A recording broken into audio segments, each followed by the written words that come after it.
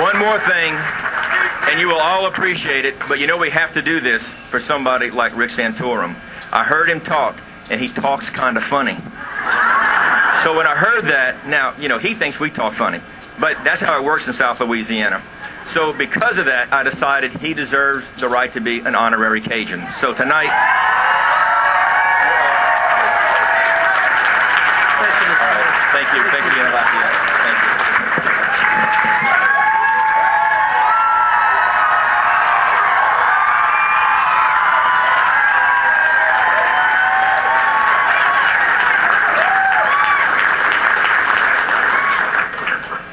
We did it again.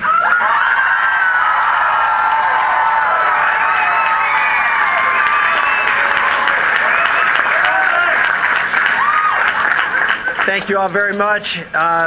First and foremost, as we continue this campaign and continue to work hard, I just want to thank everybody.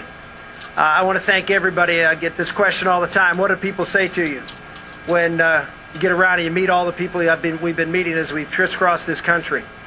And the most common thing I hear from people, and I know I'm not alone, is people come up and say, I'm praying for you. And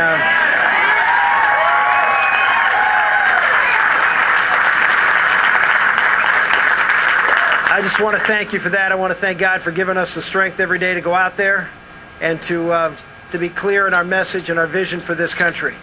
And that's what this race has been about.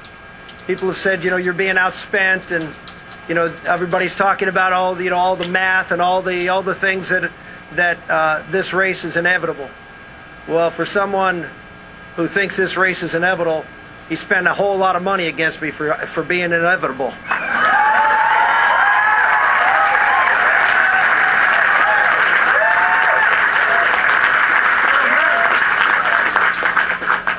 This is a grassroots campaign for president. Who would have ever thought, in the age of media that we have in this country today, that ordinary folks from across this country can defy the odds day in, day out? I want to thank the people of Kansas over the weekend. We would not be here today. I said when I was in Wichita, and I know I did really well in Wichita because my wife Karen spoke at that caucus, but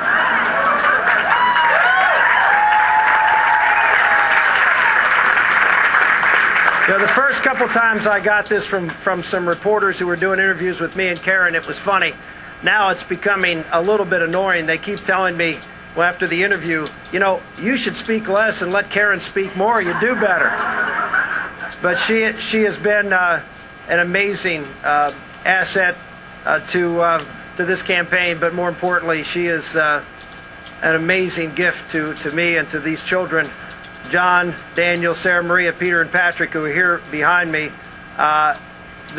this team up here on this stage has just delivered time and time again for me in my life, and I just want to thank them again publicly for all that they're doing for us. God bless.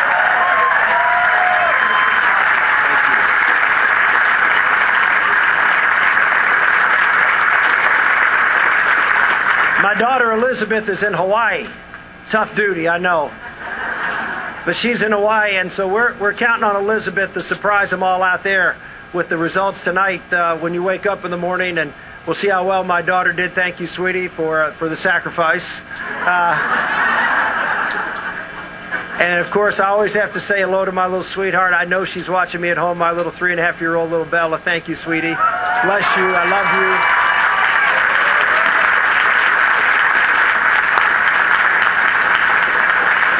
This campaign is about ordinary folks doing extraordinary things, sort of like America. Sort of like America, going out there and exceeding expectations, going out there and defying the odds because we believe in something that's bigger than ourselves. That's what America's always been about. It's not been about self. It's been about serving. It's been about giving and trying to do something for someone who needs help more than you do yourself. And I looked around and the crowds that we had in Alabama and Mississippi, and I just have to tell you, I was so encouraged. All the polls were showing us, trailing.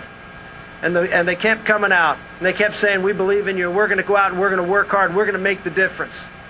And so I just want to say first to the people of Alabama, you made a great difference. And I thank you very, very much for your support.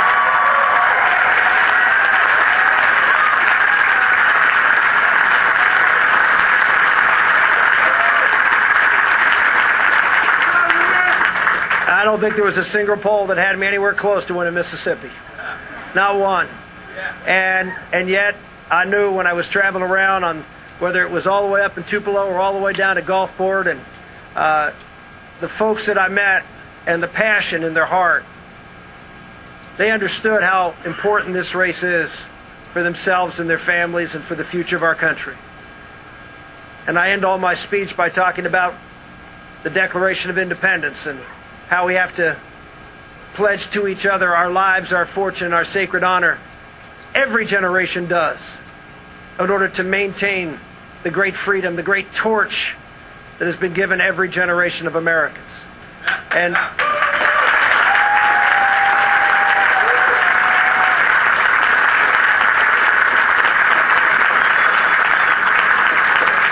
the people of this country, the folks who are out there who are affected when gas prices go up, their quality of their life is affected with a government that is irresponsible and irresponsive to the needs of average people, particularly when it comes to gas prices in this country. I'm here in Lafayette, Louisiana tonight, and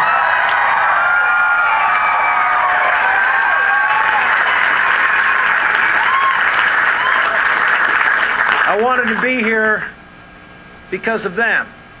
This is the heart of the oil and gas industry on the Gulf Coast.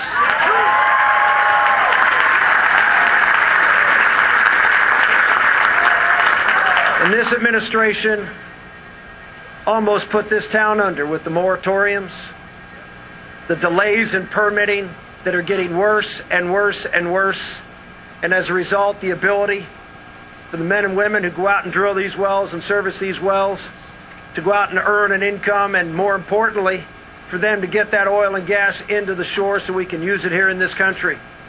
We're seeing gas prices at what are projected to be historic highs. And yet this president almost put this whole region out of business because of the extreme environmental policies of this administration. And we wanted to be here in Lafayette to say to average folks who are struggling right now because of those energy prices, we will put this town and this region back to work so you can go back to work and have a better quality of life.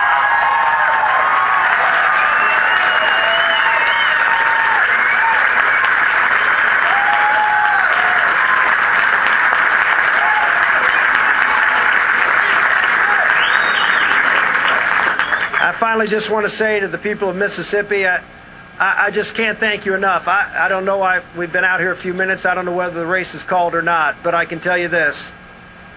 What the folks down there did in spite of all the odds, all the money being spent, all the establishment being on the other side of this race, you stood with a guy who comes from this grandson of a coal miner from a steel town in western Pennsylvania, but you knew, shared your values, and was going to go out and work for you to make sure that this country was free and safe and prosperous based on believing in free people and free markets, a free economy, and of course, the integrity of the family and the centrality of faith in our lives.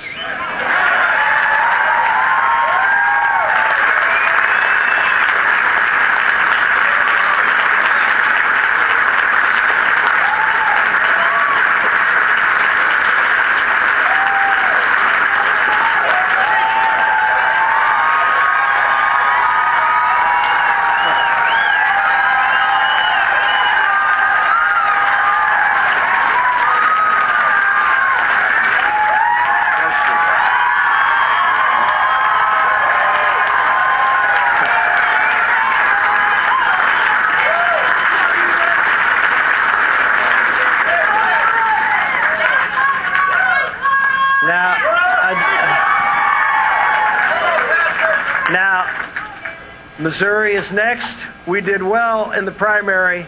We hope to do even better in the caucuses this weekend. And of course, next week, Next week, we'll come back here, and we expect a huge win here in Cajun Country.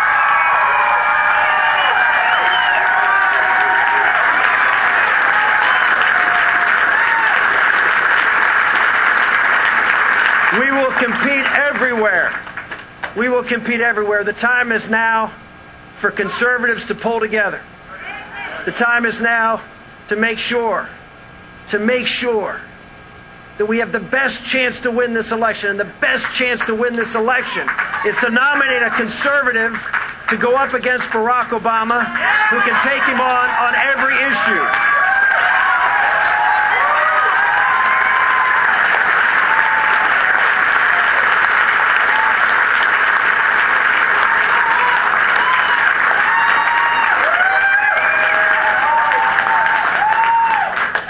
If Louisiana, Missouri, Illinois, and yes, Puerto Rico, which we are heading to tonight, I might add.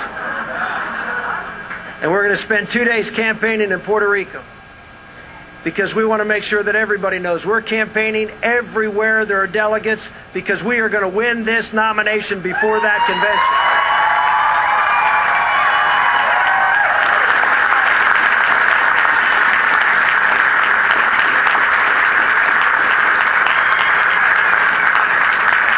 Those states do their part, starting right here in Louisiana. If you folks do your part, and you help us like the folks in Alabama and hopefully the folks in Mississippi did. We did? Yeah.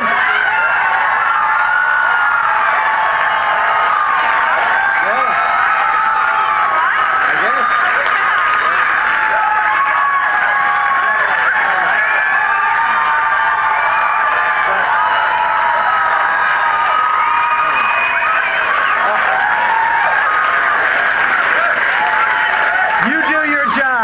You do your job next week. We will nominate a conservative, and if we nominate a conservative, we will defeat Barack Obama and set this country back on the right track. Thank you. God bless.